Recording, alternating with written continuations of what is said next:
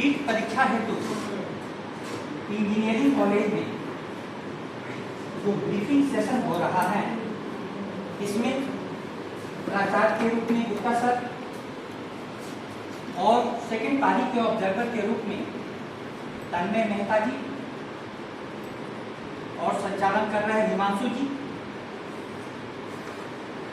सहायक केंद्राधीक्षक और सभी दीक्षकगण। हम लोगों ने अपनी तैयारी पूरी कर ली है। एक ऑब्जर्वर के रूप में मैं जो देख पा रहा हूं, यहां पर एकक नियम को इतनी बारीकी से बताया गया कि मेरे लिए कुछ बोलने को बचा नहीं, और मैं नहीं चाहता हूं कि उन नियमों को मैं दोहराऊं, लेकिन कुछ बातें मुझे कहनी है। वह यह कि ऑब्जर्वर के रूप में मुझे रखा गया है।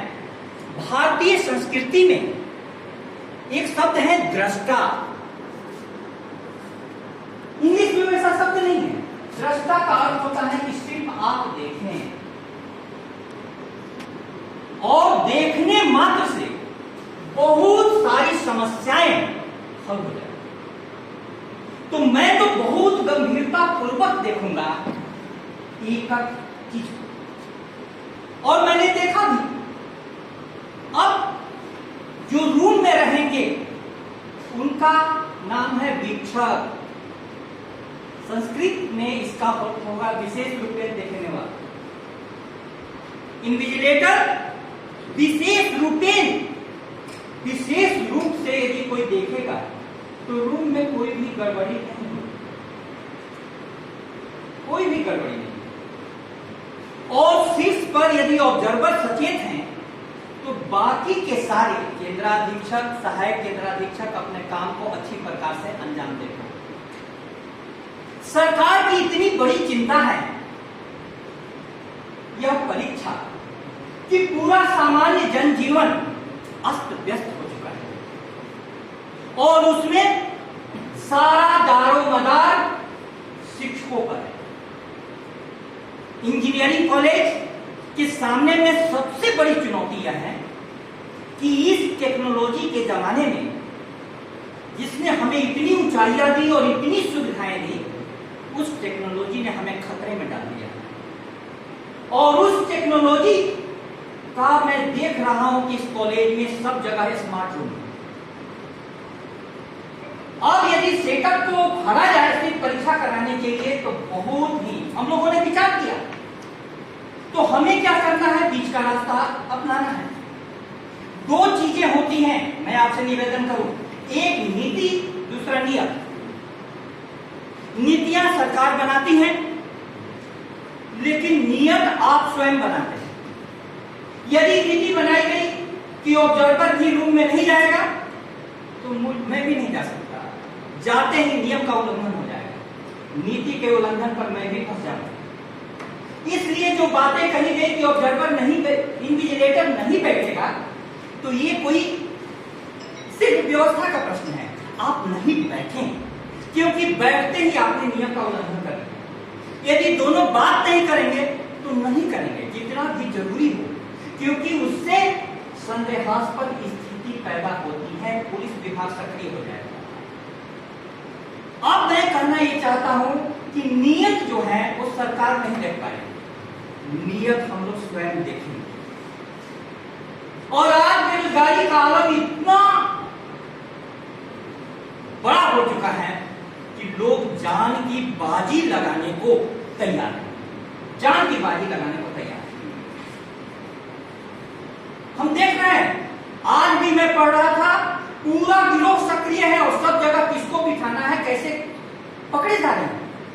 मैं आश्चर्यचकित हूं कि लोग जानते हैं कि काम करने के बाद हम बच नहीं पाएंगे इतनी तैयारी में, फिर भी उनकी मजबूरियां समझिए कि वो रिस्क लेने को तैयार है, रिस्क लेने को तैयार है।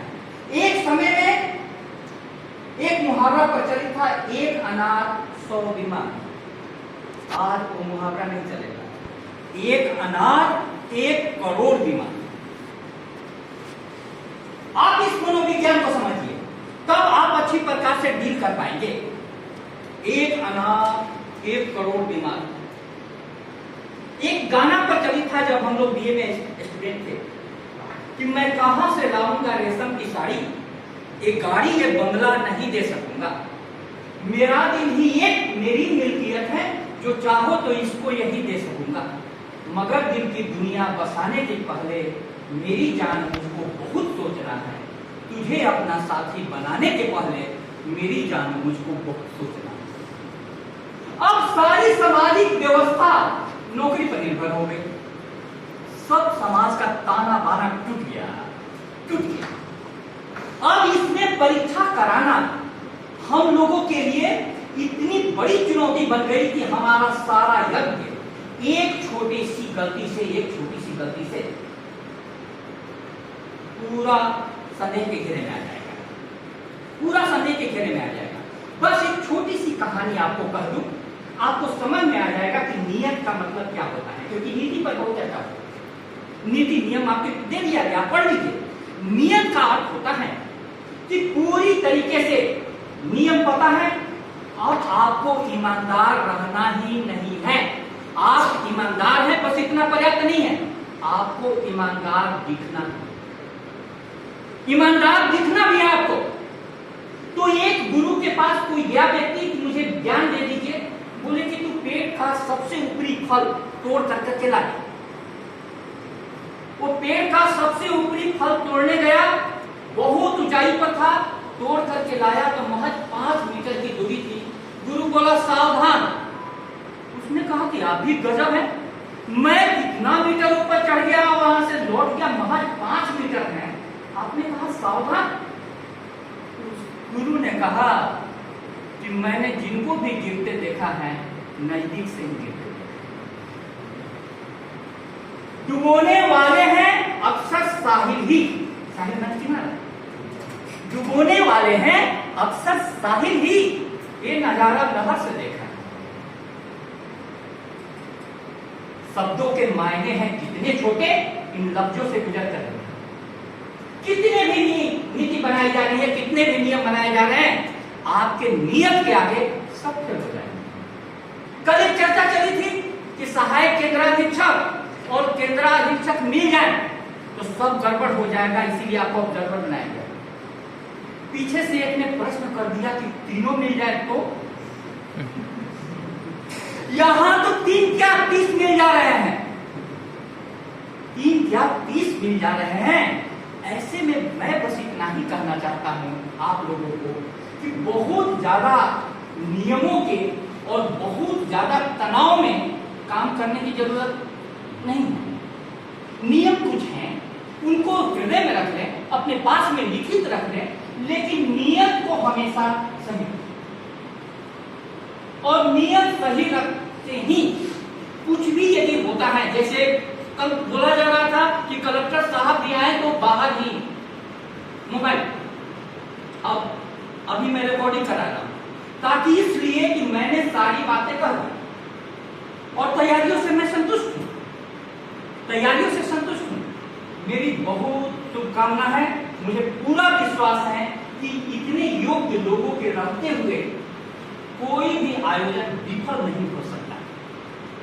लेकिन सबसे बड़ी चुनौती फिर से आपको ध्यान में दे दूं कि यहाँ के बच्चों का लेवल ऐसा है कि हम लोग 5 बार बोलते हैं कैपिटल में लिखो, 5 बार बोलते हैं ब्लॉक लेटर में नाम लिखो, फिर भी वो स्मॉल लेटर में घसीटा मार जाता है। और एक बार OMR शीट पर कटिंग हो गया तो हमें ये जानना है कि व्हाइटनर और क्या क्या कोई भी काम नहीं करेगा। अब इन्विजिलेटर यदि संवेदनशील हो तो व्हाइटनर मंगा लेगा, और यह संवेदनशीलता आपको बहुत भारी पड़ेगी। हमें कहा गया है कि इन नियमों के दायरे में आपको रहना है, तो नियमों के दायरे में हम अपना खेल खेलें।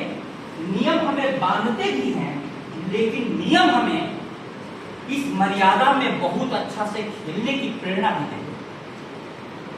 सारी तैयारियों से मैं संतुष्ट हूं। एक रूम था, ऑब्जर्वर तन्मय मेहता जी ने भी, हमने भी निरीक्षण किया, लेकिन उसके बावजूद भी मैं वही बात कहना चाहता हूं कि अंतिम समय तक सतर्क बने रहिए।